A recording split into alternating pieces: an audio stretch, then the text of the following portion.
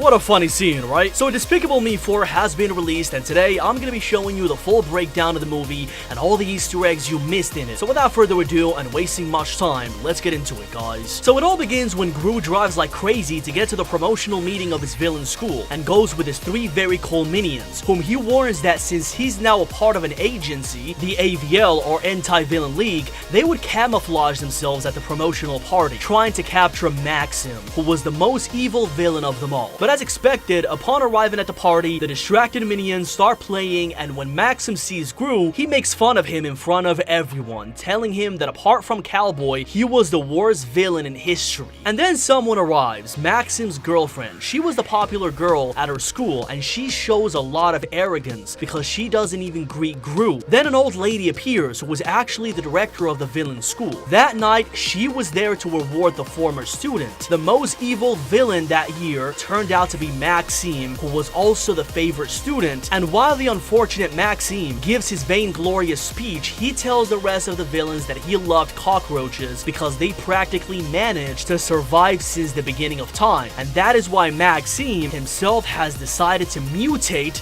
and become a disgusting human cockroach. Very crazy, and upon seeing this, Gru arrests him in name of the Anti-Villain League, and after confronting the powerful villain Maxime, they give the signal to several AVL agents to raid him, and then although the cockroach fights against them, the crew ends up capturing him. However, the powerful Maxime frees himself for a moment to threaten the protagonist himself, telling him that he would find a way to get revenge one day very soon. After this, Gru returns home where he looks very happy, sharing his days with his wife Lucy, his 3 daughters, and his little baby, who is very happy to see his mother. But when Gru is near, he becomes very moody all of a sudden, and even upset, even though Gru always tells him that he loves him very much. Then we see the minions go into action to wash and change the baby's diaper, and we see a funny scene of all the minions taking care of the baby. But then, all of a sudden, Gru's boss comes to his house and tells him that Maxim has escaped the maximum security prison, but before fleeing, he left a message for Gru, warning him to take care of himself, because since he already knew where he lived, he would look for him to take revenge. So Gru tells his family that they should move out to the AVL refuge because only there they would be safe. And although his sad daughters do not want to leave him, Gru knows that it is not negotiable. So he heads with his family and his 3 minions to their new home, and upon arriving to the town that they would live in, they see that the neighborhood is incredibly beautiful, and although their gloomy house is not so gloomy because it looks more like an abandoned office, Gru's boss comes in and tells him that for their safety, they will have to have new identities. So Lucy will become a stylist, Gru will be a solar panel salesman, and even the little ones would also have to change their names. And before leaving the AVL, the staff recommends them not to do anything that attracts the attention of Maxime. Meanwhile, the rest of the minions are taken to the AVL headquarters, and since they were so unruly, the driver shouts to silence them. But the rebellious minions, as we know them,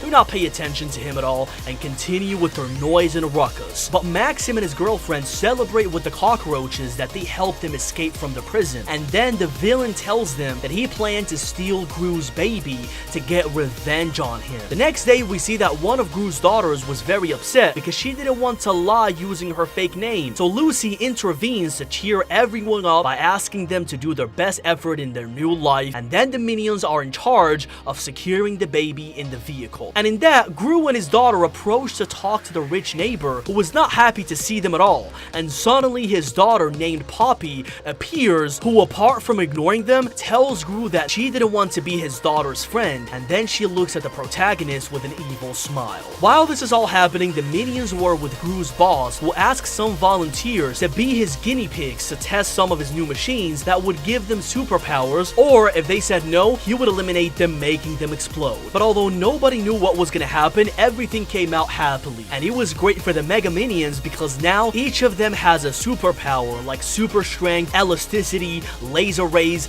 being able to fly, or become indestructible. Then we see that the family's new life was a disaster because Gru's little girl is punished for not being able to lie and use her fake name. So her older sister ends up giving the evil teacher what he deserves. And we see it in this scene right here. Plus, Gru didn't do well with the baby, who did all kinds of evil things to annoy him, and we see that the eldest daughter hated school because her classmates kept bothering her, and on top of all of this, it turns out that Lucy brought her fake resume to a beauty salon where she was hired immediately. But when she tried to do a client's hair, she ended up burning her hair, leaving her bald and causing a fire in the entire salon. That same night, Gru goes out to throw the trash, and Poppy was right there waiting for him to tell him that she knew that his past was very shady and he was an evil villain. And since she also wanted to follow his footsteps, she threatens him by telling him that if he doesn't help him raid the villain school, she will expose him and also tell everyone that the ancient villain Gru was hiding in that town. And since the safety of his family was at stake, Gru understands that he has to help her.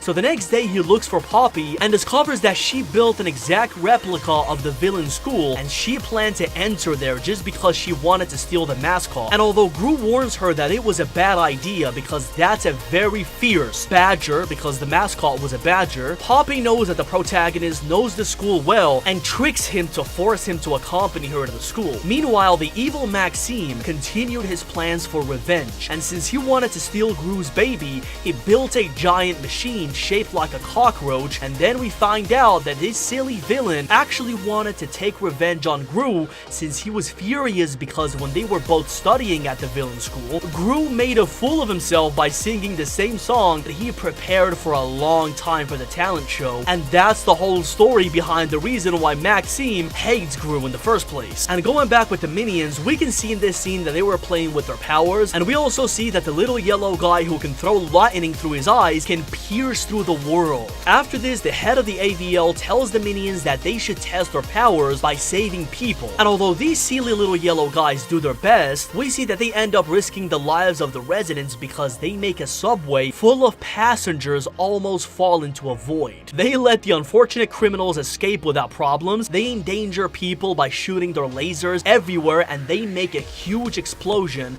right in the center. So now nobody wanted these useless minions, and they throw things at them, making them flee the town. So Gru's boss rescues them to tell them that they were going to be fired and they are no longer going to be superheroes. Going back to Gru, we see that night he had no one to leave the baby with, and he takes him to the job. And after traveling in Poppy's balloon, they both arrive at the old villain school, where the clumsy minions give Gru the wrong briefcase that was full of diapers and pure baby things. However, since Gru has no other options, he manages to open a window through which they enter the school, and although the janitor almost discovers them, the protagonist skillfully saves the situation and gets everyone safely to the principal's office, where, thanks to the intrepid baby, they can enter without touching the lasers. Once there, the protagonist frees the wild badger, and although there was an antidote to sedate him, Gru ends up accidentally taking the entire dose, and this makes him drowsy, preventing him from walking. And to make things worse, while Poppy was escaping from the badger, she activates the alarm that wakes the old lady director, and they end up locking them in that place. After this, the badger runs to attack the baby, who actually manages to calm him down by giving him a porridge. And in that, the old principal arrives where they were and begins to chase them with her fast wheelchair all over the place. And despite this, they manage to escape safely, and the little old lady ends up crashing into the wall while they flee from the school in a flying car. And when they get home, they see that Poppy is very happy because she finally has the badger that she always wanted. So she thanks Gru for that fun adventure, telling him that from now on, the secret would be safe with her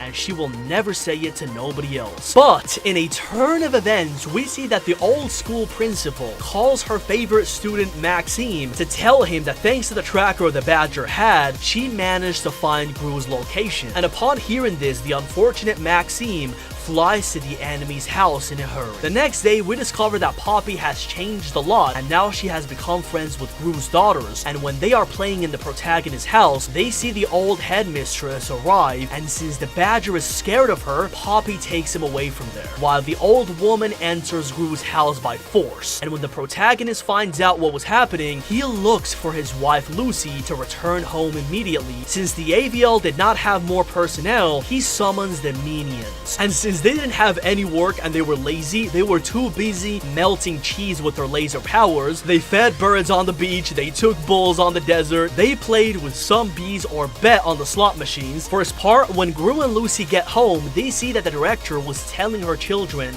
that the protagonist stole the badger, and since Lucy knows that their children and Gru were in danger, she was brave enough and attacked the old woman, and then his family did the same, neglecting the little baby. The heartless Maxime arrived right at this moment, and seeing that the baby was alone, he and his girlfriend took the opportunity to take him away, seeing that the ship was leaving without Gru being able to do anything. But thankfully, Poppy appears in her flying car, with which she manages to reach them, but then Gru manages to get into Maxime's ship. He ends up slipping away and blocking their vision, which makes them crash. Then we see the unfortunate Maxime turn the baby into a flying cockroach like him, and he becomes the villain.